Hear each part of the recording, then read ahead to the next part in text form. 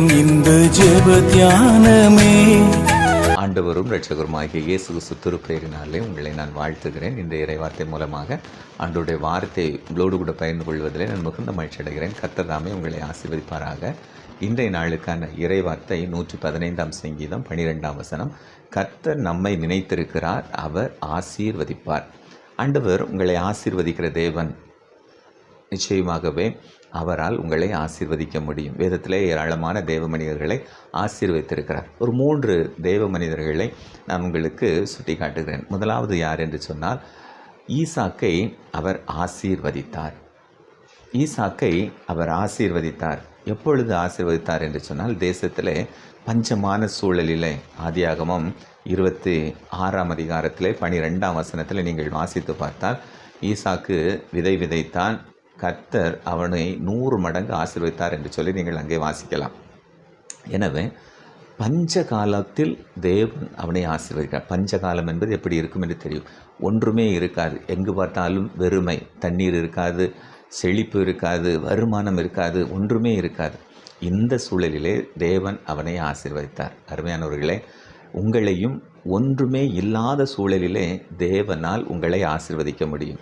ஒரே ஒரு காரியம்தான், கர்த்தருடைய வார்த்தைக்கு அவன் கீழ்ப்படிந்தான். எல்லோரும் பஞ்சகாலத்திலே எகிப்துக்கு புறப்பட்டு சென்றார்கள். ஆனால் ஈசாக்கிடத்தில் ஆண்டவர் சொன்னபோது, நீ இந்த தேசத்தில் குடியிரு, எகிப்துக்கு போக வேண்டாம் என்று சொன்னபோது, அந்த வார்த்தைக்கு கீழ்ப்படிந்து அவன் அந்த தேசத்தில் குடியிருந்து விதை விதைக்கிறான். ஆண்டவர் அவனை ஆசீர்வதிக்கிறார். எனவே ஆண்டவருடைய வார்த்தைக்கு கீழ்ப்படுவீர்கள் என்று சொன்னால் உங்களுடைய வெறுமையிலும் அவர் உங்களை ஆசீர்வதிக்க முடியும். 2வது யாரை ஆசீர்வதித்தார் என்று சொன்னால், பயத்தின் மத்தியிலே ஓபேத் ஏதோமை ஆசீர்வதித்தார். 2 சாமுவேல் 6ஆம் அதிகாரம் 11ஆம் வசனத்தில் கர்த்தர் ஓபேத்தையும் அவன் வீட்டார் அனைவரையும் ஆசீர்வதித்தார் என்று சொல்லி பார்க்கிறோம். எதற்காக என்று சொன்னால், கர்த்தருடைய பெட்டியை தாவீது எடுத்து வரும்போது வழியிலே ஊசாய் மரித்து போகிறான்.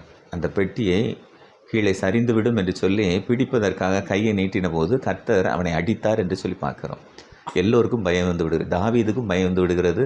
இனி இதை எங்கே கொண்டு வைப்பது, ஒருவேளை இந்த பெட்டியை நம்மிடத்தில் வைக்கும்போது உயிருக்கு ஆபத்து ஏற்படும் என்று சொல்லி பயந்தபோது தேவனுக்காக துணிந்து நின்றவன் இந்த ஓபேத் ஏதோ.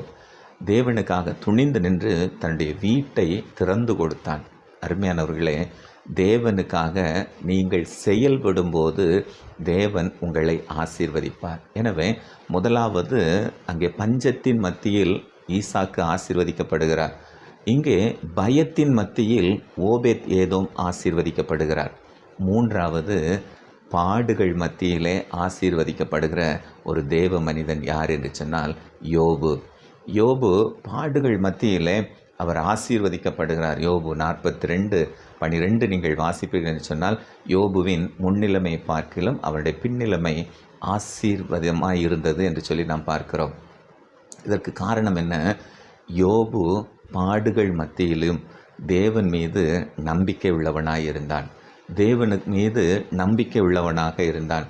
எனவே தேவன் அவனை ஆசீர்வதிக்கிறார். அவனுடைய நம்பிக்கை என்ன?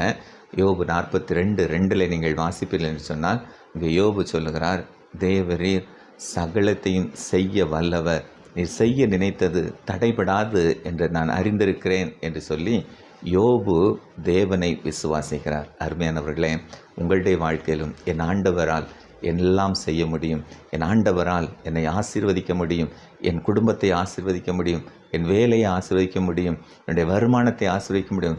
இப்படி நீங்கள் விசுவாசிப்பீர்கள் என்று சொன்னால் தேவன் உங்களை ஆசீர்வதிப்பார். எனவே அருமையானவர்களே, 3 காரியங்கள். 1, பஞ்சத்தின் மத்தியிலே ஈசாக்கை ஆசீர்வதிக்கிறார். பயத்தின் மத்தியிலே ஓபேத் ஏதோமை ஆசீர்வதிக்கிறார். பாடுகளின் மத்தியிலே யோபுவை ஆசீர்வதிக்கிறார். அதே தேவன் இன்று உங்களோடு கூட இருக்கிறார், உங்களையும் ஆசீர்வதிப்பார். கர்த்தர் உங்களை ஆசீர்வதிப்பாராக.